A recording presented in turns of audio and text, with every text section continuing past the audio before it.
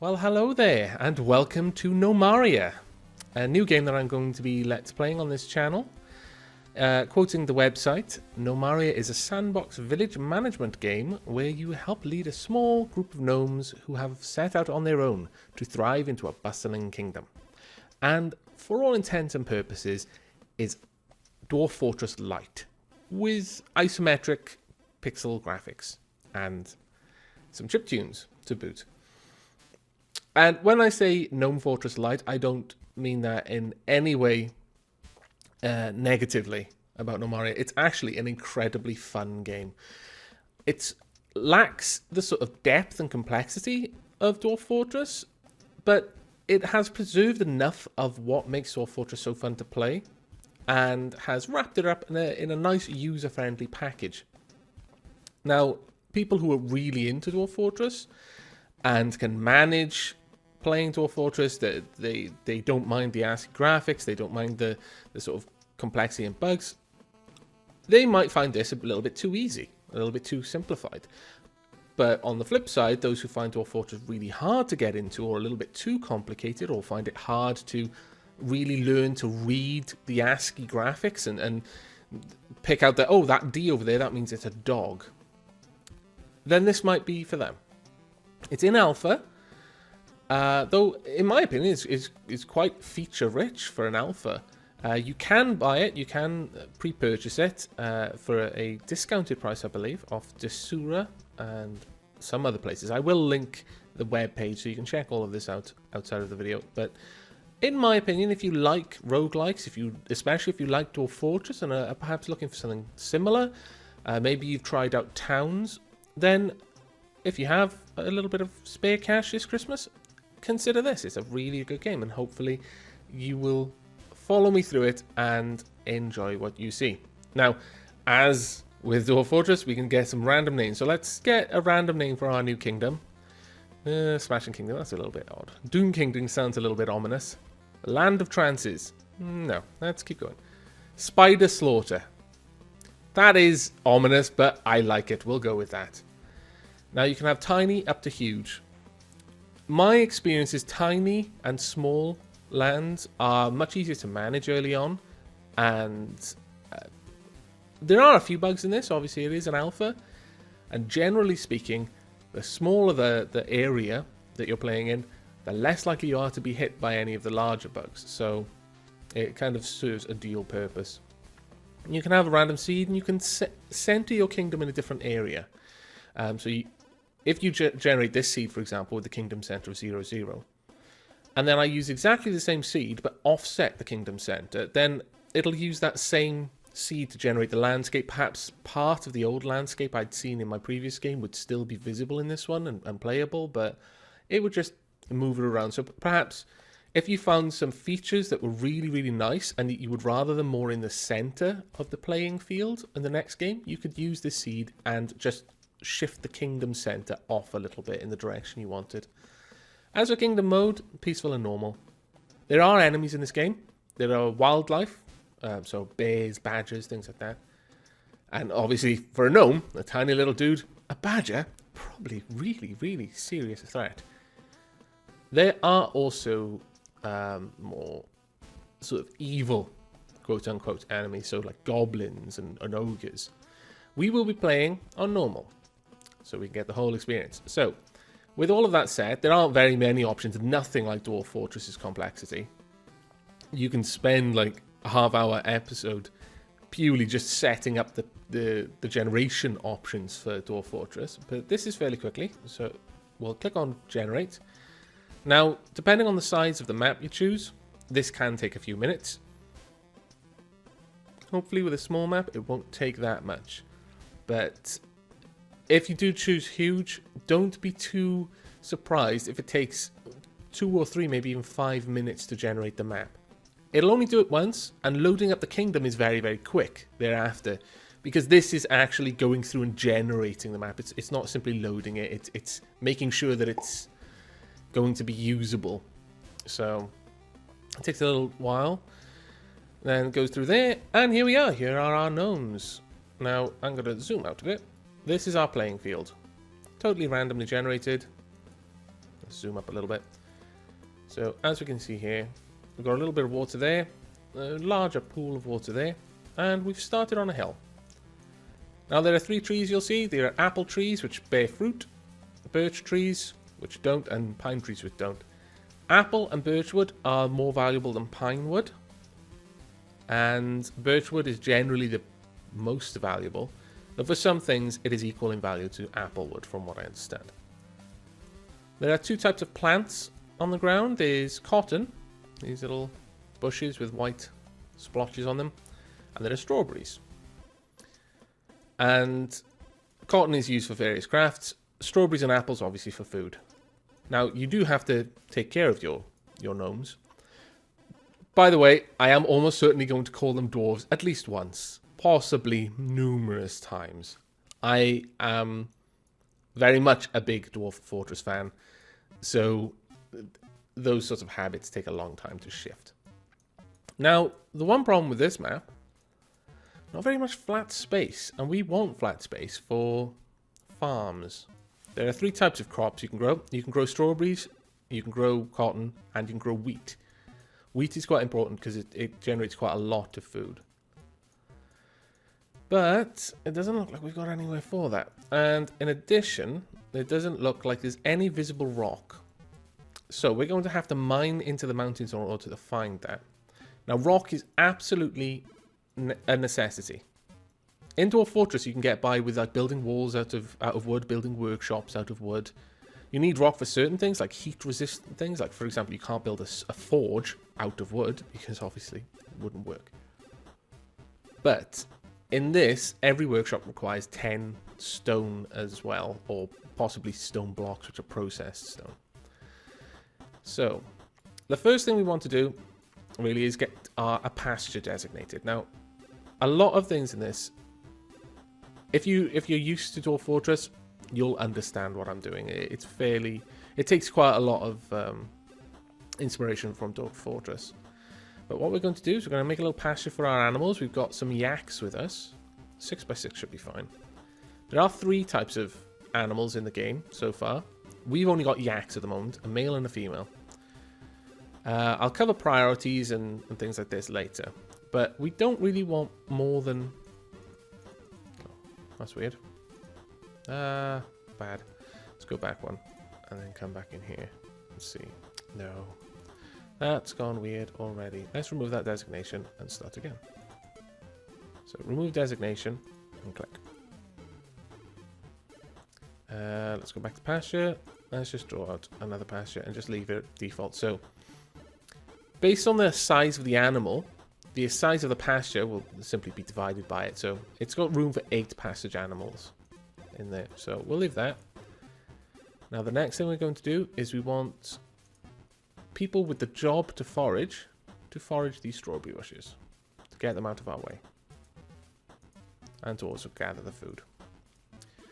Now, just to give you a quick look at the population, we've got 9 people, 9 gnomes. 6 of them are doing nothing right now. Here we've got assigned skills. And this is really handy. I wish Dwarf Fortress had this.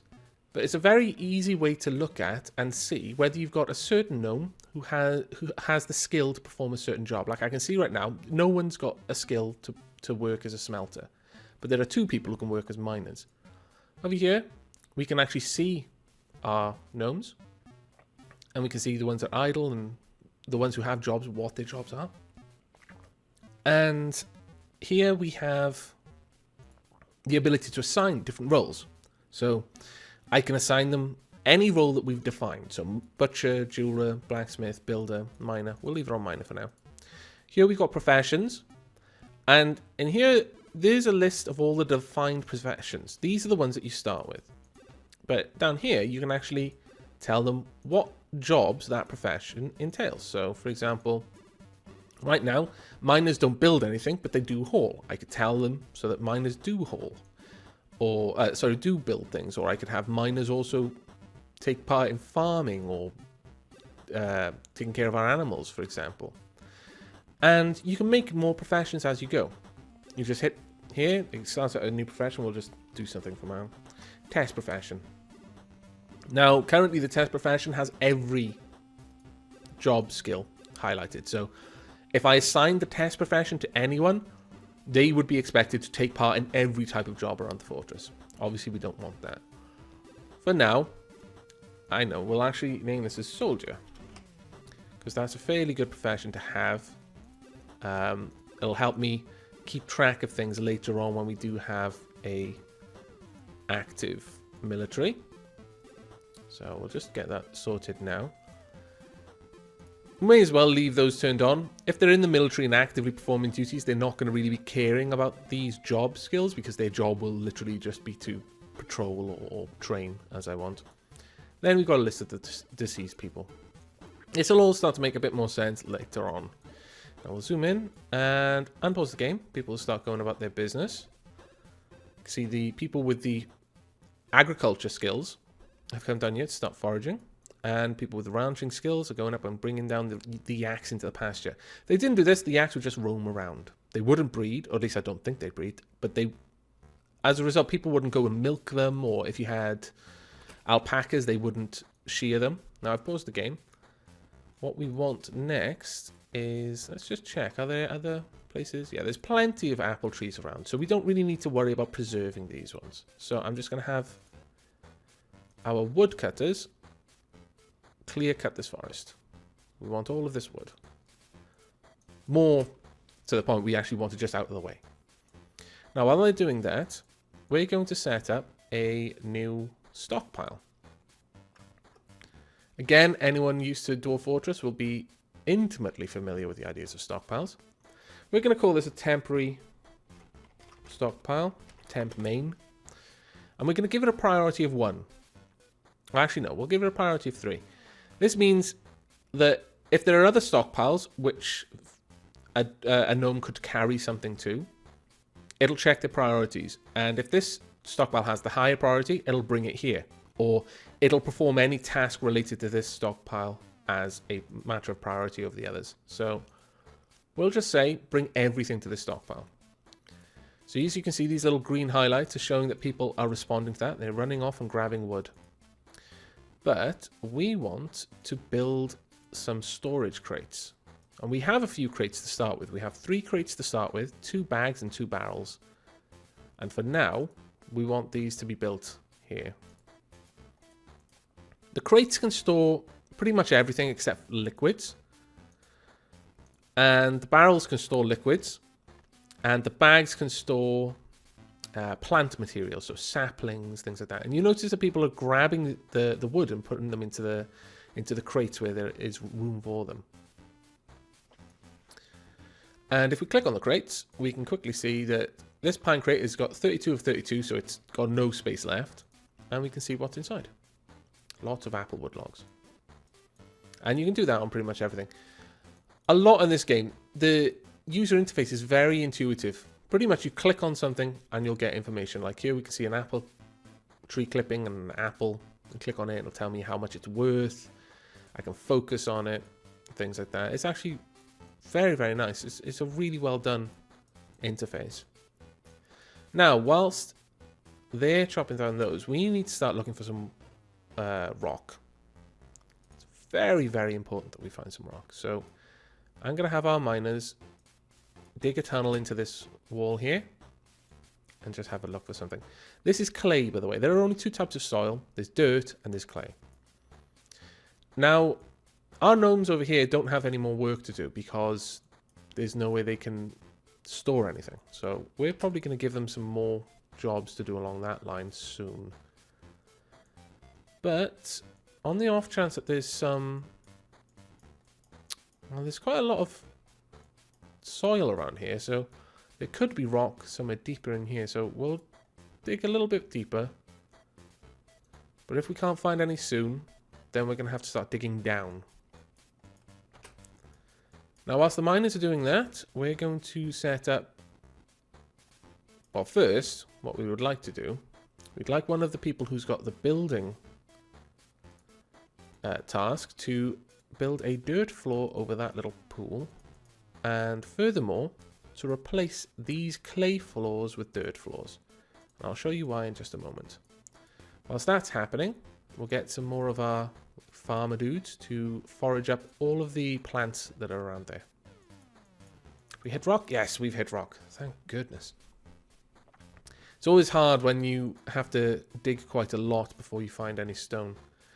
So we'll just set up some strip mining. Some corridors. And this will allow us to find any hidden gems as well while we're at it.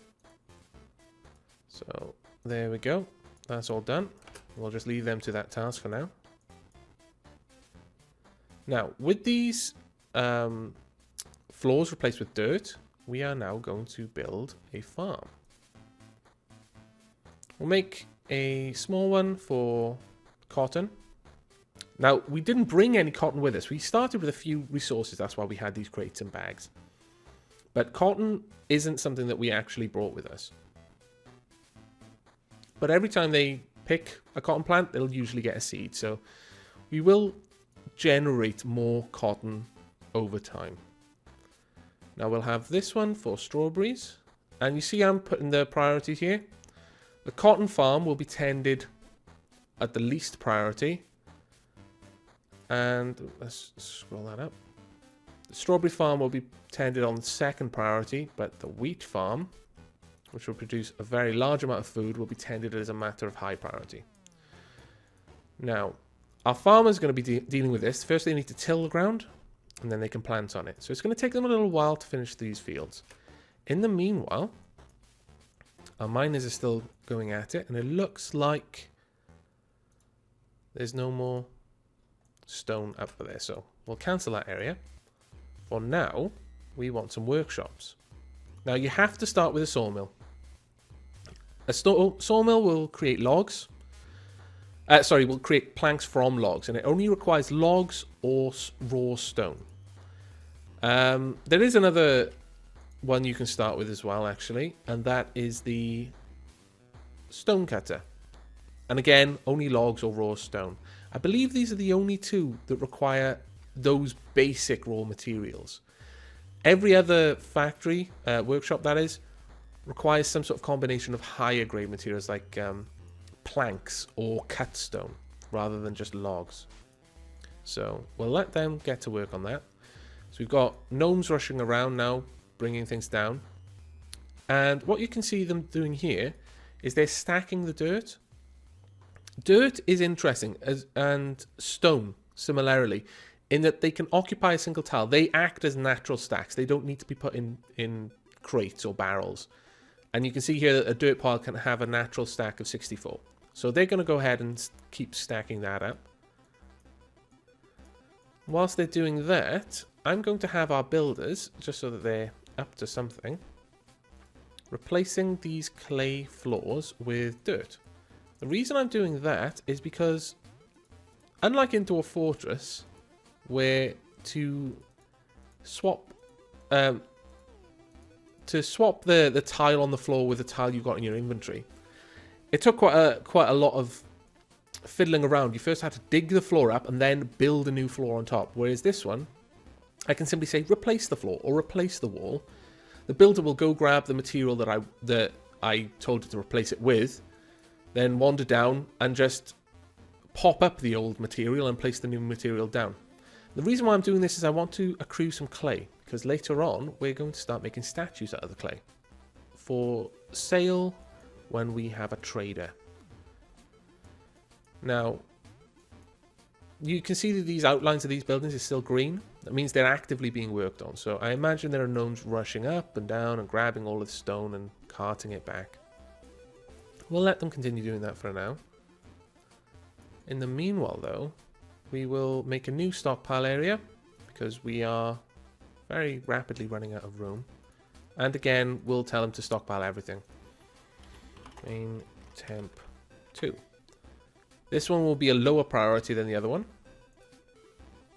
because I want this one to be the highest priority because it's the one that I put the crates in. And since they dramatically reduce the amount of room certain things require, like for example, you can put 32 logs on one square using these crates, it'll be easier if things are taken to this one as a priority to make use of that. Now, one of the problems with this is that I found that in this game, you do suffer quite a lot from invasions. If you don't prepare yourself properly, you can very quickly lose everything.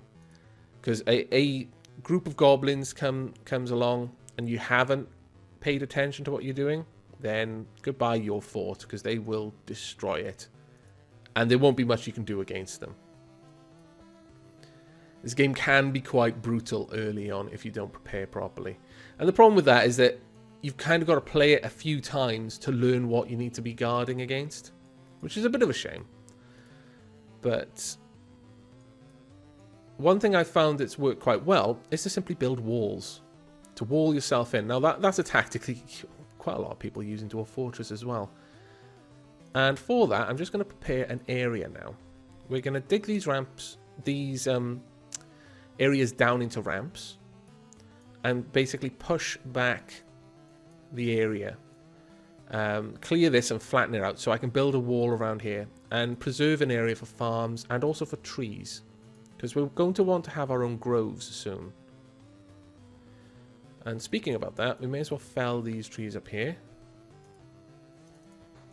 to make some room, and also pretty much all the trees over here to that point. In a little bit, we're going to specify, have our farmers go around and cut clippings. Actually, given that they've got nothing else to do, we may as well have them doing that now. We want plenty of birch clippings, because we're going to want an active birch wood going. Simply because birch trees, items and crafts made from birch are quite valuable. So we're going to want to do that later on so that we can make very nice bedrooms and things like that, because it'll matter to the gnomes what their bed is made out of, for example, or what the table in the dining room is made out of. These will add worth, and worth in this game affects how well the room performs. So for example, a bedroom of a high worth will give the gnome more rest than a bedroom of a low worth. And the way that translates into game mechanic terms is the dwarf won't have to sleep as often. You can get to the point where a dwarf might have to sleep once a month sort of thing if you've got very nice rooms. So right now we've got the agriculture guys running around cutting these clippings. We've already felled those trees, which is great. Now we want to get rid of the bushes that are on this hill. Unfortunately, in this you can't really intentionally destroy something, so my miners wouldn't be able to dig these down unless these plants were taken up first. Whereas in Dwarf Fortress, they can happily destroy the plants. They can't do it to trees, but plants are not preserved, whereas in this game they are. Now dwarves are continuing... sorry, dwarves. See, I told you I was going to say that. The gnomes are continuing to pull down the stone and dirt, so they'll carry on with that for now. Unfortunately, there doesn't seem to be a way to prioritize what types of things the gnomes want to transport first. It seems that raw materials like stone, wood, dirt get a very, very, very high priority. In the case that, for example, this stockpile could quite happily accept these strawberries and apples. But the gnomes will exhaust all of the space here on wood and stone before even looking at the apples. And that's a shame, because I would kind of like them to do that first. One way around that is just to make this stockpile only store apples and give it a high priority so that it will be tended over a stockpile which stored dirt, for example. But it is a little bit of a frustration there. For now, we're going to remove those ramps and just prepare this area so that we can start putting down some walls. And while they're doing that as well, we'll replace some more clay floors with dirt floors, just so that we can stockpile the clay.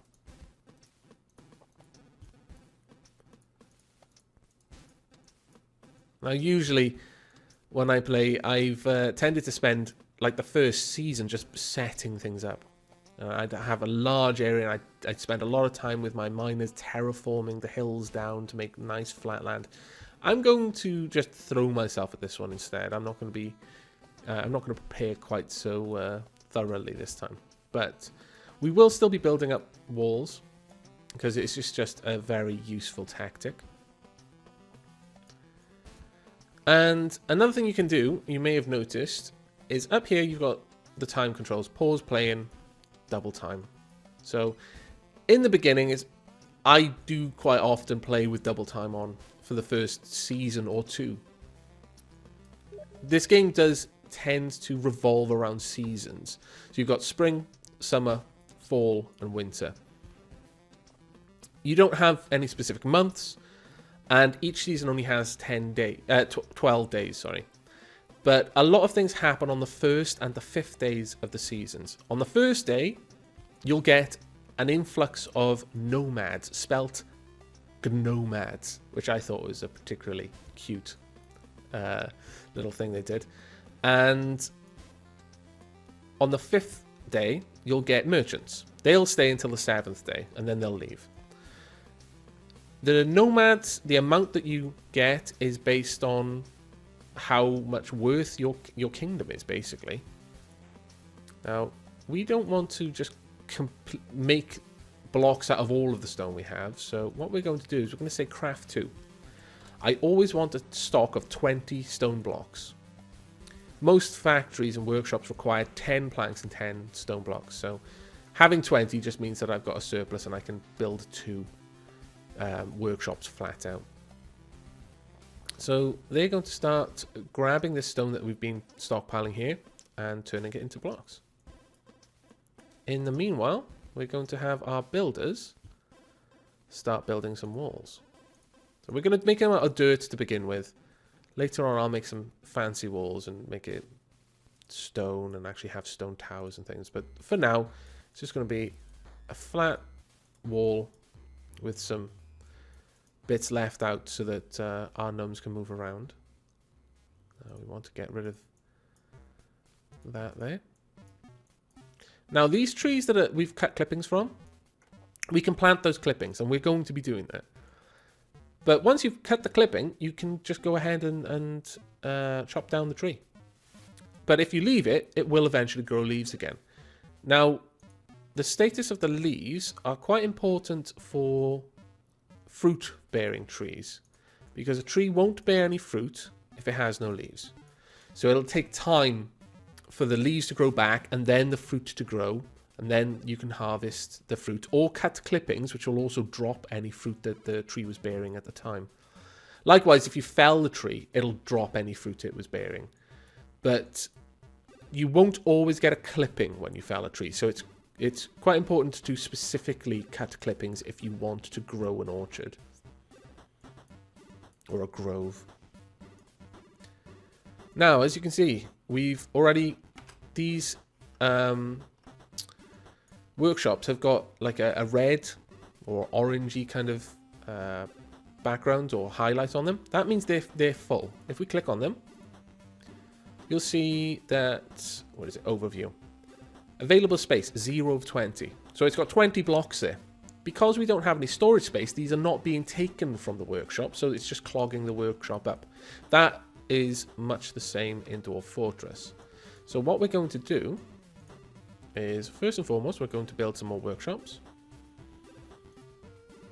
Now is time for one of the most important workshops you will build. The carpenter. We'll just put it here for speed's sake. So these guys are now going to empty out these planks and stone. So these factories will start production again, I imagine. Now, we want to tell our farmers to start planting a grove, I think. So let's go ahead and do that. We want a grove, and we're going to have this grove exist all along here. Pretty big grove.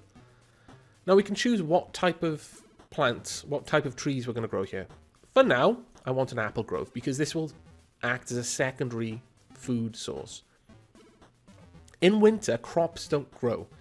Now, I'm not certain whether fruit grows in winter or not, but it might, and that would be very useful. Any animal which produces food, the emus produce eggs, which you can just flat out eat as food, And they will produce that through the winter, and the yaks will continue to produce milk through the winter. So if you've got large enough pastures of animals, you can probably subsist off the dairy products and the eggs all the way through winter. Now, with a grove, we're going to have this as an apple grove, and I want this to be the highest priority grove. So if there's some work to do in this grove, it should be done above any other grove I've got. For now, because I suspect that there's going to be 207 possible planted trees, and we've only got 108 clippings. So we want them to plant saplings here, and in the future, cut clippings whenever they're available, and pick fruit. So what will probably happen is they'll plant these trees. Once they've grown, they'll immediately start cutting clippings and planting more until this entire grove is filled, and then I'll take off the cut clippings designation, and they will just plant any trees that are needed if some die or get chopped down, or pick fruit from them. But for now, we'll leave all three active. And it's nighttime, so a lot of our gnomes have gone to sleep. Now, they're sleeping outdoors, which isn't good. They're not going to get a good rest from that, so it's not really going to be beneficial. But we will fix that soon. Now that we've got carpenters going up, we'll be able to start dealing with that. Now, the reason why I'm digging ramps down here as well is, again, we're going to have a wall. We're going to bring the wall up to the water, as with the other one, because so far I've found enemies that I've encountered have not been able to swim, have not been able to dig, have not been able to climb sheer surfaces, have not been able to fly, and have not brought weapons that shoot. So, pretty much, a wall can be the simplest and most effective form of defense that you can make in this game. Ultimately, you don't want to simply wall yourself off, though, because any new gnomes who come to join you, or any merchants, will be stuck outside. They won't be able to get in, and they'll probably be slaughtered by the stuff that's been camping your fort. So ultimately, you want a strong military, and you want to deal with these things. But early on, this can be a way of protecting your fledgling kingdom. Now, I've noticed that it's just come up to the 32-minute mark, so I'm going to tie this episode off here as we watch our gnomes planting this applewood forest. But in the next episode, we'll be continuing, I guess. We've got a carpenter up now. So what we'll likely do is we'll build some more crates, some more barrels, just to start getting stockpiling issues under control. And we're going to start work on a dormitory. So we'll make some beds and actually give the gnomes somewhere they can properly sleep. I hope you've enjoyed this episode so far. Do let me know what you think about the game, what you think about me let's playing it.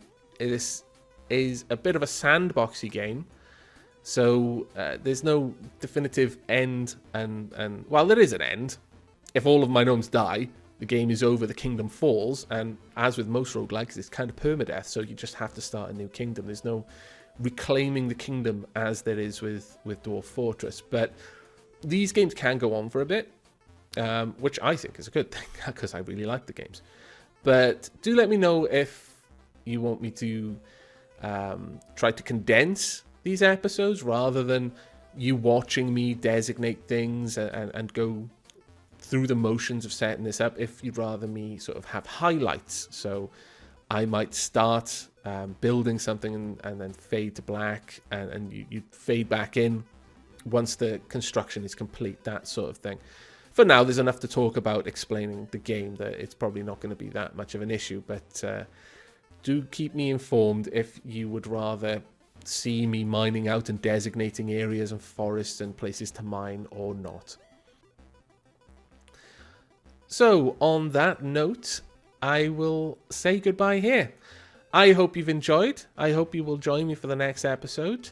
And until then, take care.